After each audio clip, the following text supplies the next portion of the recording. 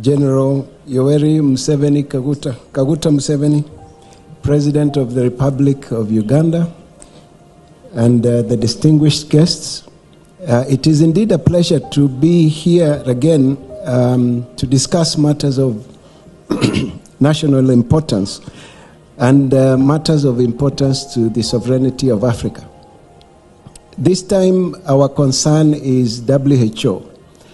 WHO has been the cornerstone of the advisories on medical care in Africa for a long time, and WHO has done many good things for us. But WHO is also doing some very bad things that I would like to bring to your attention. We cannot afford to trust WHO anymore, Your Excellency, and I'll just mention a few things that have caused great concern to us.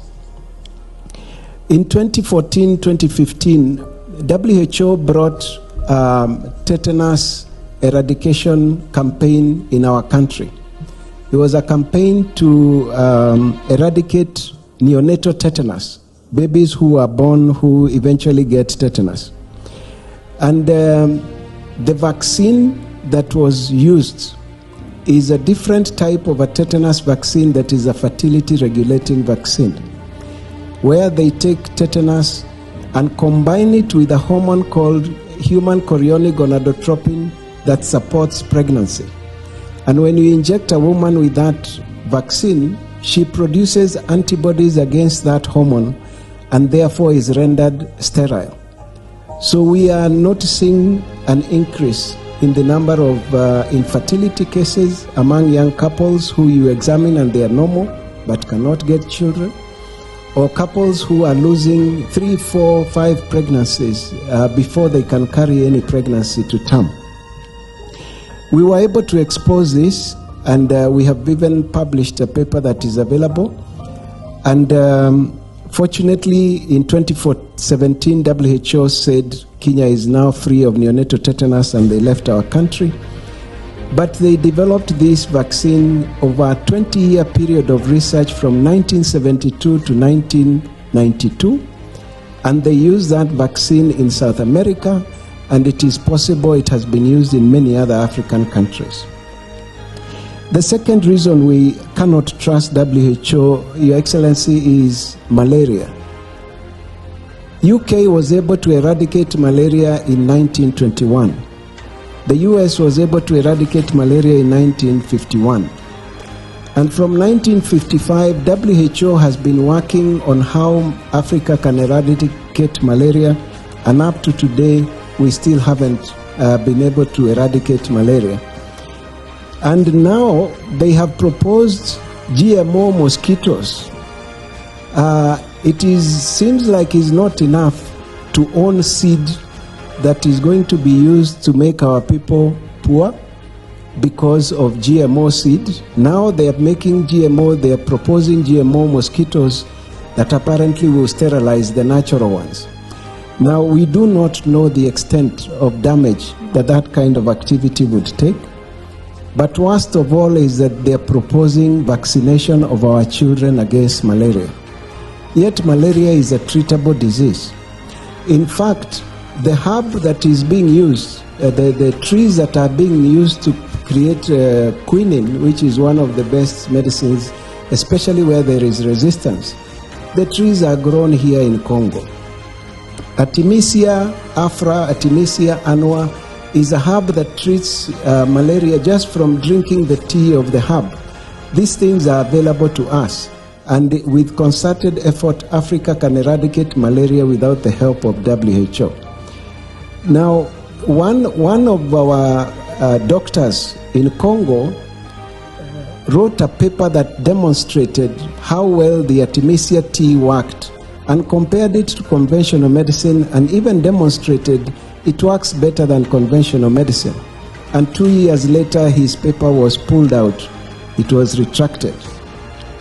We do not need a vaccine for our children to treat for malaria. Then, Your Excellency, WHO also proposes the use of the HPV vaccine to prevent cancer of the cervix amongst our children. We are supposed to inject our girls from the age of 10 with a vaccine called human papilloma HPV vaccine. Now, that vaccine is being said to be a vaccine for preventing cancer of the cervix. Your Excellency, that vaccine is for a sexually transmitted disease called human papilloma virus disease. It is not for cancer. Now, any virgin, whether male or female, is not at risk of getting HPV. And it is only on the first sexual experience that there is a risk that one could get this disease.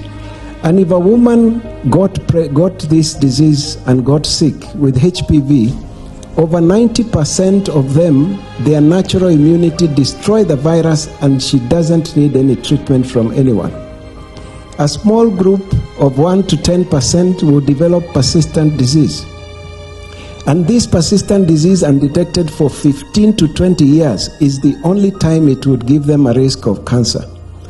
And Europe and America were able to reduce deaths from cancer of the cervix to negligible levels by only popularizing a test called the Pap smear test among any woman who has ever experienced sexual intercourse.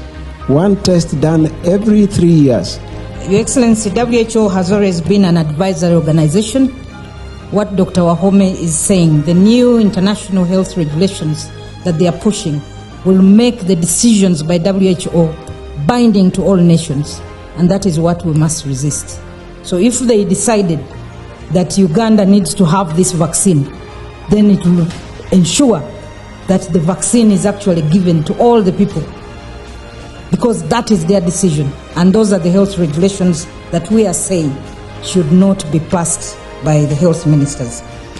Now, Dr. Wahome has now rang the alarm bell.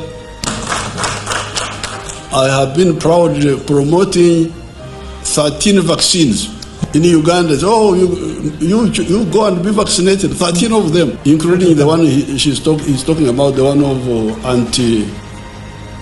anti-cervix cancer. So I thank you so much. I want to read that paper.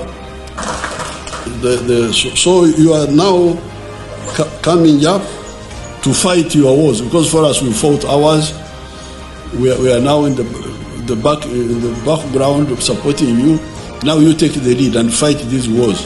And I thank you for immunizing me against WHO. Because now you have given me a vaccine. Be careful about WHO.